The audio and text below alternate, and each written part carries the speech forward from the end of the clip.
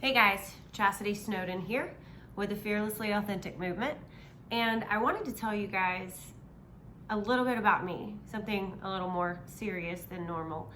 For the past few months, actually, I have been struggling with anxiety and struggling with just this overwhelming feeling that I don't have control over things. And one of the things that I've realized is most of us control our emotions with sedation. Whether we sedate the anxiety or the depression with food or alcohol or sex or spending or drugs or whatever. Most of us don't take the time to really dive into why we're feeling the way we're feeling, and we typically act on the emotion immediately with some sort of sedation mechanism. My choice of sedation has typically been food, but I've actually been known to do other things as well in the process of giving up my food addictions. So what I realized is I'm about a year out from a very big change in my life when I no longer worked for the company that I was with before. And from there, I've developed my own tribe, my own company, my own employees or women that are a part of the tribe that are helping me build it. And it's been go, go, go, build, build, build. And because of the quarantine, but also because of just the time period of where I was in business, I needed to take a step back, look at what I had built, and make sure that I was giving the most value to my clients, make sure all of my systems were in place so everybody was taken care of, and make sure that my life was going in the direction that I wanted. And this was a very quiet process. What's crazy is when I'm not going toward a destination, I typically feel sick. So I've had headaches, anxiety, depression. I don't have any of the normal sedation mechanisms I would normally use. And so I've had to deal with this emotion of anxiety and depression, like looking back at where I've come, being scared about where I'm going, and really struggling to stay in the present because I'm incredibly uncomfortable with being still. But I want you to know that one of the things that has helped me in this time is the fact that I have let go of the food addiction.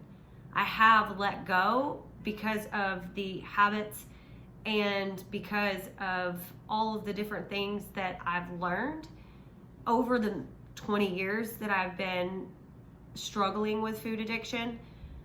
I now am able to feel like I have control when things are out of control. And inside of that, I don't have to sedate the actual feeling with overeating or purging. And it's been such a wonderful blessing, but also a painful journey to realize that when you don't sedate your emotions, you have to figure out what's going on. And right now in this quiet time, I have to figure out where I want to go instead of just running towards something. So I want to encourage you, if you're out there and you're sedating with food, if you have a food addiction, if it's something that you're struggling with, this is something that I've battled for a really long time. And my foundational steps that I've designed in the FLA Foundation course and the Food Freedom course that's about to come out, this is why I've designed this, because I honestly believe that if you learn how to eat whatever you want without sabotaging your results, that you actually can alleviate that food addiction and have food freedom. And I've experienced it quite openly in front of everybody in the past year. And now I can't go back to that addiction, and I'm choosing not to, but I have the tools to weaponize myself and make sure that I don't go back to what used to sedate me and not serve me. So if you're struggling with food addiction, if you're struggling and you just don't know where to go, if you have anxiety and depression around food and what's going on in this horrible situation right now where everybody's at home and unsure, I promise you that you'll want to come out of this in a better situation than when you went in. And in doing that, developing habits and developing an education around food is one of the most powerful things I've ever done to create change in my life. So if I can help you in any way, please reach out. And if you're curious about what we do inside the movement, check out flamovement.com. And either way, I'm here for you guys. I am still fighting my own battles, and I just want you to know that I use these tools every single day in order to keep moving forward and keep being a light for other people.